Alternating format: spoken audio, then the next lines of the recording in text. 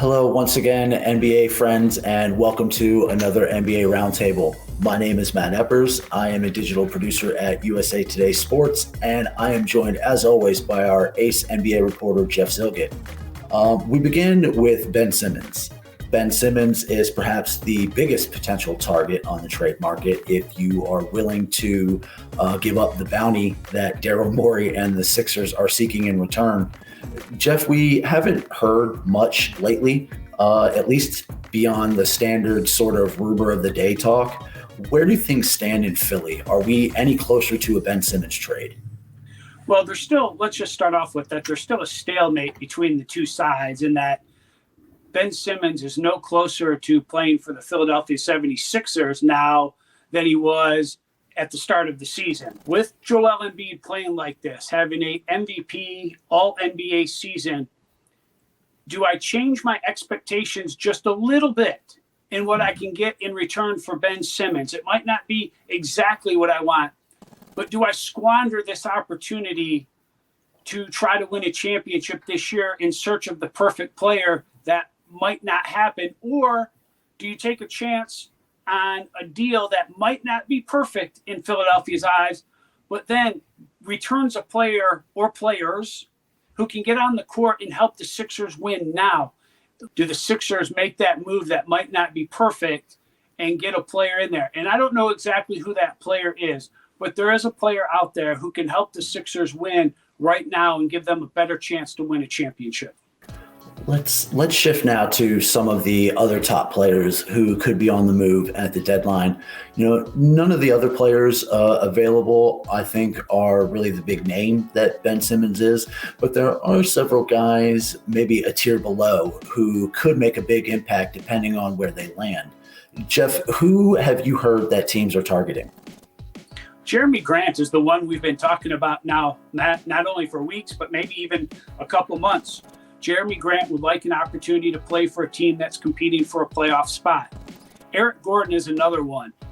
He's proven himself as one of the league's great three-point shooters. And if you're a team out there, and there are a handful of them, we'll get into some of these teams later, but you can use a three-point shooter like Eric Gordon.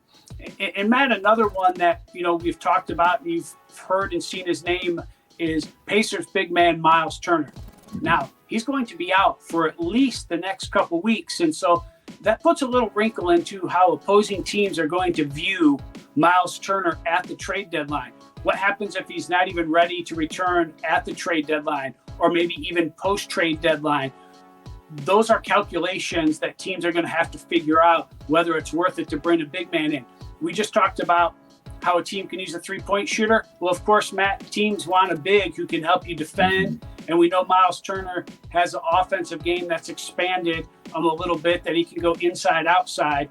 And there are a handful of teams who are going to make a playoff push and deep playoff push who can use a guy like that as well. Jeff, we know some of the other big marquee names that are going to be active on the trade market. One of those is always going to be the Lakers. They've been a topic of conversation seemingly since the summer when they made some of their early moves.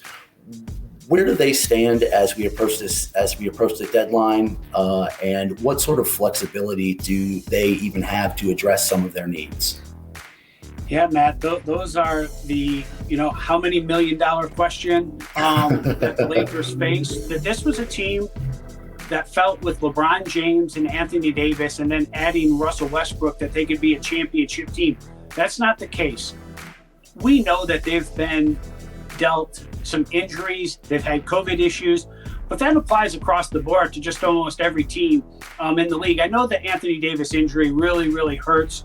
Russell Westbrook has not played the way that they thought he would. And so you add those two things up and it makes it really difficult on the Lakers. What kind of flexibility do they have, Matt? There's not a ton of flexibility. Their next draft pick that they have available to move isn't until 2025. So if they're looking to trade a first-round pick for a player, that team that they're doing a deal with isn't getting that first-round pick until 1, 2, 3, 4 more drafts, okay? So that's a long time to wait. I'm not saying it can't be done. There are teams that have maybe a big-picture rebuild already have the cupboard stocked with some draft picks that can afford to wait a few years on that draft pick or even turn it around in another 2 years as part of another deal.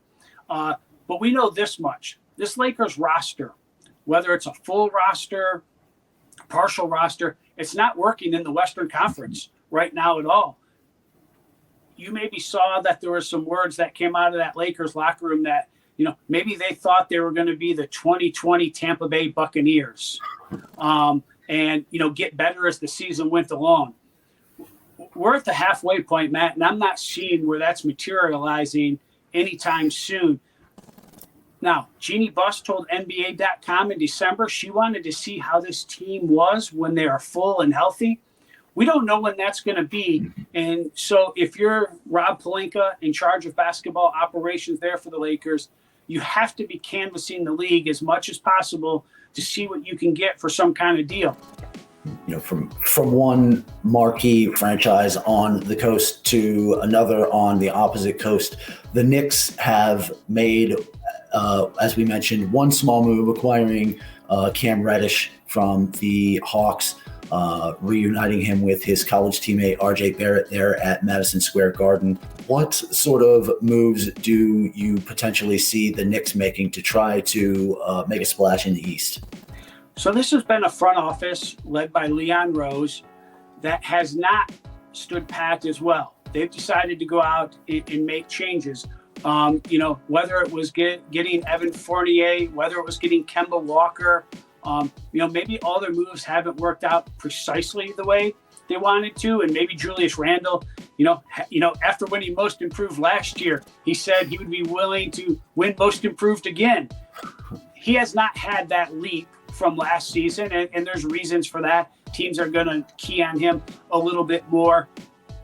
There hasn't been that step up. When we just did, Matt, in USA Today, our most disappointing teams of the 2021-22 season, the Knicks received votes. And so the Knicks were expecting to make a little bit of a leap, or at least the status quo. And the way this front office is operated, always keeping their eye out for moves. We mentioned the Cam Reddish deal. I don't think the Knicks are done making moves. The Hawks probably aren't done making moves, but the Knicks certainly have that ability.